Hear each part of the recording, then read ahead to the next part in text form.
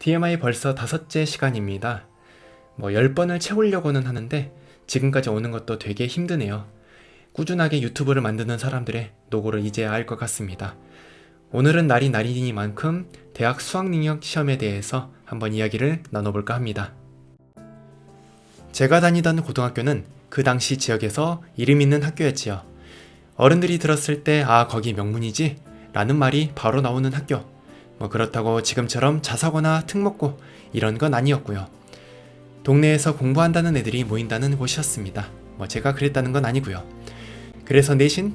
그땐 그게 뭔지도 몰랐을 때니까 전교 등수라고 할게요. 그게 막 우수하진 않았었어요. 최고로 떨어져 본 게 중간 정도였고 보통은 20%에서 35% 사이에서 왔다 갔다 했지요. 요즘 등급으로 환산하면 3점대라고 해야 될까? 수능 모의고사를 보면 그거보다는 등급이 잘 나왔어요. 수학은 2등급 밑으로 떨어진 적이 없었고 1등급 아니면 만점까지도 노려볼 만한 점수였지요. 다들 그래도 모의 성적은 꽤 나와서 5등급 밑으로는 학교에 거의 없었어요. 그 아래 등급이 대체 있기는 한 건가? 라는 생각도 들었었는데 그렇습니다. 지금은 2학년에서 3학년 올라가던 겨울방학 때 저희는 기숙사를 들어갔어요. 100명 정도 들어갔는데 성적 순으로 끊었었고 거의 끄트머리 즈음에 선발되었던 기억이 납니다. 들어가서는 밥 먹고 운동하고 공부하고 잠자고 이런 생활을 2달 동안 반복했었어요. 그렇게 지내다가 3월 첫 모의고사를 봤는데 제 성적에 저도 놀란 거죠. 첫 시간이 언어 영역이었는데 나이가 나오죠? 4개밖에 안 틀린 거예요. 4개 가지고 뭐 그러냐 생각할 수도 있는데 그땐 듣기평가 포함 60문제였답니다. 수학은 당연한 거겠지만 영어나 사탐 빼곤 엄청난 점수가 나왔던 기억이 있습니다. 요약하자면 내신은 별론데 경시대회나 수능 등 규모가 큰 시험에서 숨겨진 힘이 나오는 그런 사람이었다고 할 수 있겠네요. 수능 전날에는 수험생 예비 소집이 있어요. 처음 가본 학교에 어디서 시험을 보는지 대강 눈으로 훑고 오면 됩니다. 학교를 들어가니 공기가 차가웠어요. 이제야 아는 느낌인데 그 군대에서 휴가 복귀하고 유병서 지날 때 싸늘한 느낌이 있어요. 바로 그거더라고요. 아무튼 학교에서 음악도 나왔는데 그날 얼마나 긴장을 했는지 아직도 기억하고 있어요. 리차드 클레이더만의 아드리느를 위한 발라드, 이 곡이 계속 나왔어요. 이렇게 20년이 지난 지금도 기억하니만큼 수능 전날에는 음악도 신중하게 듣길 바랍니다. 가급적이면 안 듣는 게 가장 좋습니다. 갔다 와서는 신문을 봤어요. 국어 독해에 좋다고 해서 신문에 사설들을 읽으라고 교육받았거든요. 그래서 5개 정도 되는 신문을 몽땅 구해서 사설을 다 읽었지요. 근데 사설만 읽진 않았어요. 시험 전이잖아요. 되게 재밌는 거예요. 세상 돌아가는 게. 그렇게 눈팅만 엄청 했던 기억이 납니다. 문제는 열심히 풀진 않았었던 것 같아요. 수학도 필수 내용과 공식만 보고 영어도 듣기 감만 잡았던 것 같아요. 무엇이 정답인지는 잘 모르겠어요. 평생 수능을 한 번만 봐서 저의 방법이 정답인지 비교할 대상이 없어서요. 여러분들도 지금 하는 최선들이 여러분들의 정답이니 흔들리지 말고 행동하길 바랄게요. 수능 시험장은 되게 낯설어요. 처음 가본 학교에서 보는 첫 국가 단위의 시험이잖아요. 이걸 19살짜리한테는 되게 무거웠었지요. 그래서 그 무게에 적응을 해야 돼요. 애들한테 수능날 학교 일찍 하라고 말하는 것도 이런 이유 때문이에요. 알아서들 하겠지만 그 공기에 적응하는 것도 개인의 선택이자 능력이지요. 그래도 긴장이 엄청 되는 건 어쩔 수 없지요. 처음에는 언어 영역을 보는데 듣기 평가가 있었어요. 우리말로 문제가 나가고 나는 그걸 듣고 푸는 시험인데 안 들려요. 진짜 안 들립니다. 그래서 첫 문제에서 당황했던 기억이 납니다. 아마 틀렸을 거예요. 첫 시험의 1번 문제를 그렇게 날려버렸답니다. 그리고 고전 지문이었을 거예요. 고어로 되어 있는데 EBS에서도 본 적이 없고 연습 때 풀어본 여러 문제집에서도 없던 지문이었어요. 지금은 문학에서 그렇게 낼 수 있느냐 하겠지만 그땐 그랬지요. 어쩌겠어요. 풀어야지.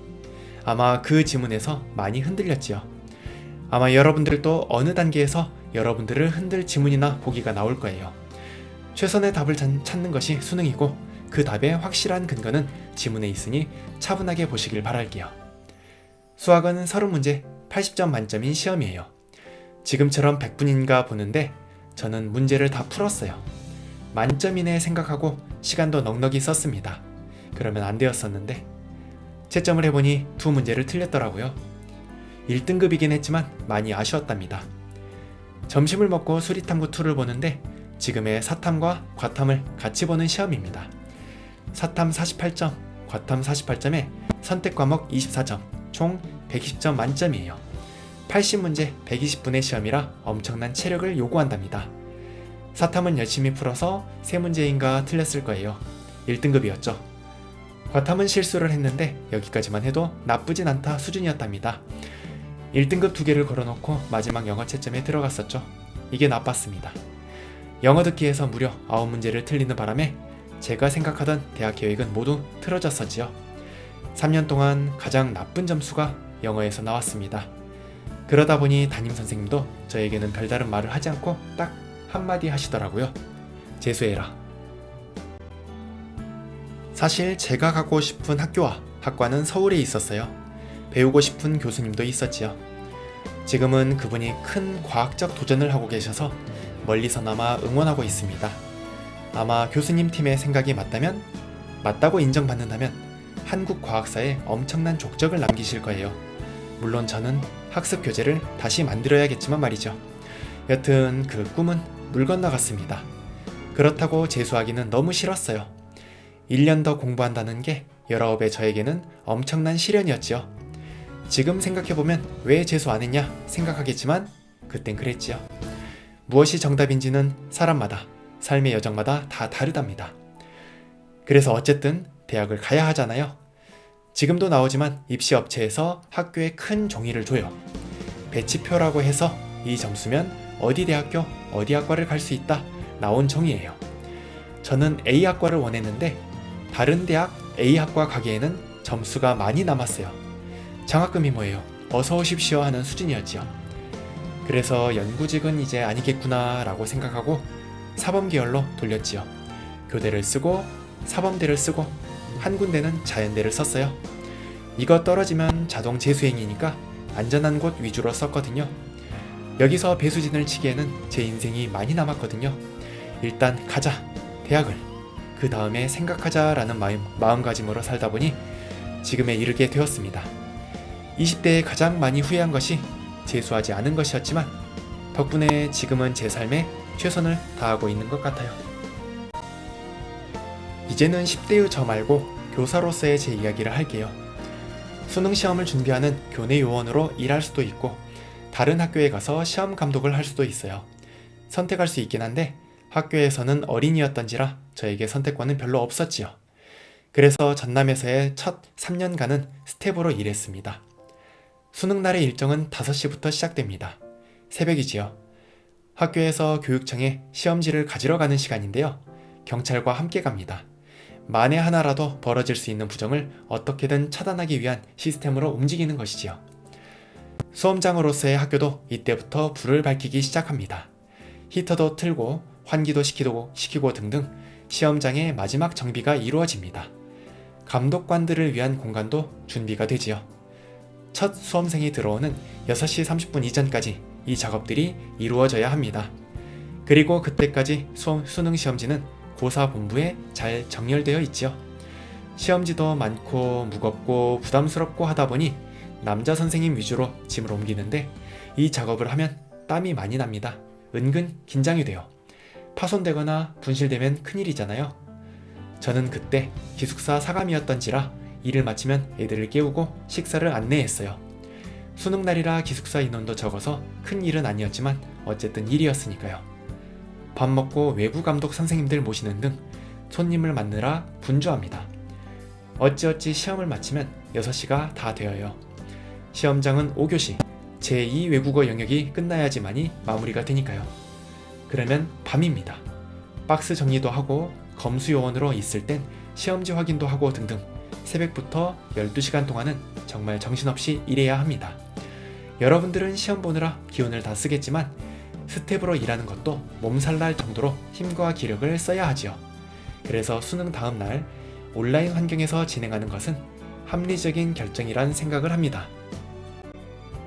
수능 감독관은 7시 30분까지 시험장에 도착해야 해요.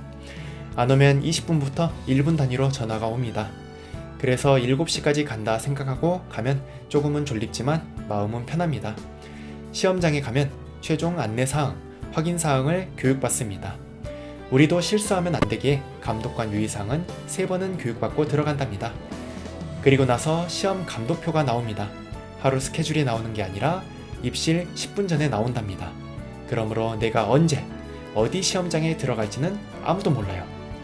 수능도 정감독과 부감독이 있는데 학교 시험처럼 부감독이 별로 할 일이 없진 않아요.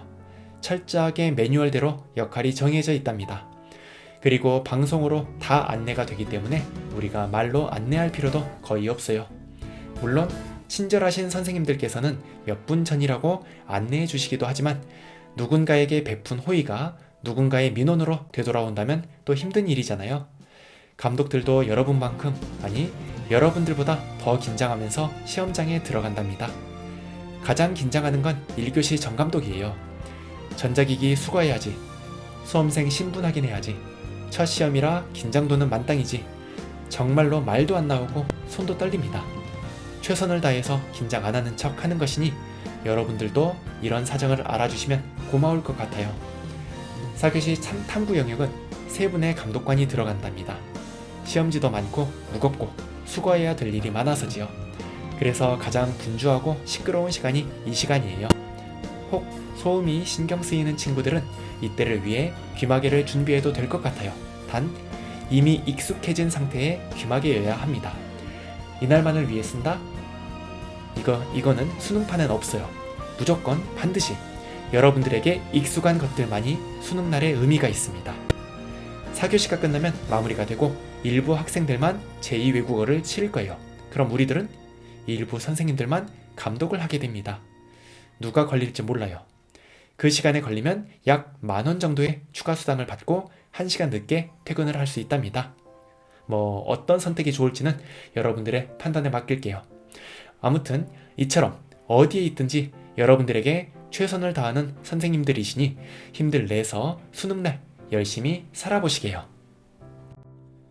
2017년 수능이 가장 기억에 납니다. 학교에서 스텝으로 준비했던 때였지요. 수능 전날 수험표를 배부하고 오후에는 감독관 회의가 진행됩니다. 최대 3시간 정도 진행되는데요. 그걸 마치고 저녁을 먹고 선생님들과 이런저런 이야기를 하고 들어왔어요. 오후 8시쯤 되었는데 여학생 기숙사에서 비명이 들리는 거예요. 그래서 올라가 봤는데 애들이 울고 있어요. 마음 한켠이 철렁하더라고요.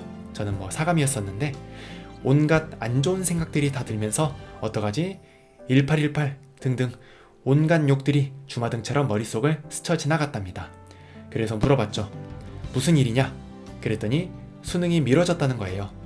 지진이 나서 일주일 수능이 미뤄져서 그래서 소리를 지르고 울고 있었던 거였지요. 지금이야 그럴 수도 있겠다 생각하겠지만 당시에는 수능 하루를 남기고 수능이 미뤄진다는 게 말이 안 되는 상황이잖아요. 애들 반응도 납득할 수 있지요. 어떤 친구는 이번 주말에 가족들과 놀러 가기로 했는데 이걸 취소해야 되는 상황에 놓여 억울해서 울고 있었습니다. 어떤 친구는 11월에 눈에 띄게 살이 빠졌는데 수능 스트레스로 인해서 말이죠. 이 짓을 일주일 더 해야 할 생각에 막막해서 울고 있었던 거였어요. 상황을 알았으니 수습하고 밤에 모여서 이야기들을 하고 놀았어요. 근데 애들이 다 수능 대비를 했더라고요. 몸 컨디션이 너무 좋아. 새벽까지 잠을 안 자도 쌩쌩합디다. 다음날 최고의 컨디션에서 시험을 볼 수 있게끔 몸을 만들어 놨던 거였었지요. 이게 엉뚱하게 소모해 버리긴 했었지만 또 어떤 친구는 수험표를 받고 그날 놀러간 친구가 있어요. 일본에 갔었나? 일주일 정도였죠. 수능이 필요 없던 친구였으니 가능했겠죠. 그렇게 갔다 왔더니 수능이 안 끝났대. 그 친구 입장에서는 황당하죠. 요즘 말로 개꿀잼 몰카인가 싶기도 하고 말이죠. 그래서 수능을 치른 친구들도 있었답니다. 원래는 수능을 치르고 기숙사를 모두 나가기로 되어 있었습니다만 난데없이 밀린 일정으로 인해서 저의 고3 사감의 마무리도 일주일 밀렸었지요. 그래서 그 주말에도 남아있었답니다. 기숙사에는 남학생 1명, 여학생 1명만 남아서 공부 마무리를 했지요. 이런 상황에도 흔들리지 않고 홀로 남아 공부할 수 있는 정신력에 감탄했던 기억이 있습니다. 이 친구들은 꼭 잘 되었으면 좋겠다고 생각했었지요. 그렇게 기숙사에는 저 포함 3명이 주말 동안 남아 있었답니다. 수발은 제가 했지만 잘 되길 바라는 마음에서인지 그리 아깝거나 억울하거나 그러진 않았었지요. 그 2명의 친구들은 어떻게 되었을까요? 다행히도 둘 다 서울대에 합격했답니다. 서울대가 성공의 척도는 아니지만 자기 노력에 대한 보상으로는 나쁘진 않다고 생각해요. 결국 흔들리지 않는 친구들이 목표에 도달하거든요. 중요한 건 꺾이지 않는 마음이겠지요. 지금 수능에 대해서 하는 생각들은 예전과 거의 비슷한 것 같아요. 그래서 이 내용은 제가 링크로 올려드리도록 하겠습니다. 혹시 링크가 안되면 밑에 게시물로 달아놓을 테니 그거를 보면은 조금이라도 여러분들에게 위로가 되지 않을까 하는 생각이 듭니다. 가채점을 하거나 성적표를 받아보면 여러분들의 생각과 다른 점수가 보일 거예요. 높은 쪽보단 낮은 쪽일 가능성이 높겠죠. 수능은 철저하게 설계된 시험이에요. 중학교 때부터 아니면 그 이전부터 준비된 내공 있는 사람을 뽑는 시험이지요. 대학이라는 고등교육기관에서 수학할 수 있는 능력을 갖춘 사람을 선발하는 시험. 한 달, 며칠의 시간만으로는 역전할 수 있는 시험은 아니라는 말입니다. 그렇게 해서 얻을 수 있는 성적이라면 그건 세상이, 수능이 잘못된 겁니다. 여러분들이 그런 생각을 하고 있다면 세상을 쉽게 보고 있는 겁니다. 지금부터라도 그 생각을 바꾸셔야 여러분들의 가치를 높이기 위한 노력에 진정성을 더할 수 있을 거예요. 제가 영어에서 박살난 이유도 그랬어요. 여느 시험처럼 한 달 전에 PC를 올려서 목표에 도달한다는 그럴싸한 계획을 세우고 있었지만 실제로는 한 달을 더 줘도 도달하지 못하는 시험이었던 거였어요. 내가 계획한 것 이상으로 오래전부터 준비해야지만이 내공이 쌓이는 게 수능을 포함한 보통의 시험이 아닐까 생각합니다. 이번 시험에서 혹 좌절하더라도 그래도 keep going 하십시오. 계속 하십시오. 멈추지 않는 사람에게 기회는 적어도 한 번은 더 찾아옵니다. 그것이 수능이 아닐지라도. 주먹을 쥐고 벽을 두드려 봅니다. 벽이 무너지지 않겠지요. 이것은 벽이 단단해서인지 치는 힘이 약해서인지 알 수 없습니다.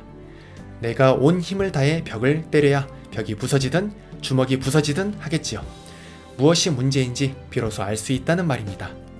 넌 최선을 다했어 라는 말들은 그저 기분 좋으라고 하는 소리는 아닙니다. 최선을 다해야 그래야지만이 얻을 수 있는 정보가 있어요. 뭐가 부족한지 알려면 세게 부딪힐 수밖에 없다는 말입니다. 힘순 찐이라고 하지요. 힘을 숨겨놓은 찐따인가?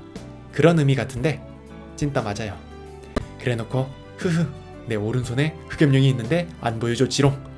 이런 멍청이 같은 소리는 안 했으면 좋겠습니다. 약한 게 나인지 너인지는 있는 힘껏 부딪혀봐야 알 수 있습니다. 여러분들이 마주하는 수능도 어차피 마주해야 한다면 세게 부딪히시기 바랍니다. 결과가 어떻든 여러분들이 분명히 얻는 게 있을 겁니다. 내일도 내일의 태양이 뜹니다. 최선을 다하시되 미혹한 부분에 작은 기적이 함께하는 하루가 되시길 바라겠습니다. 수능 화이팅입니다.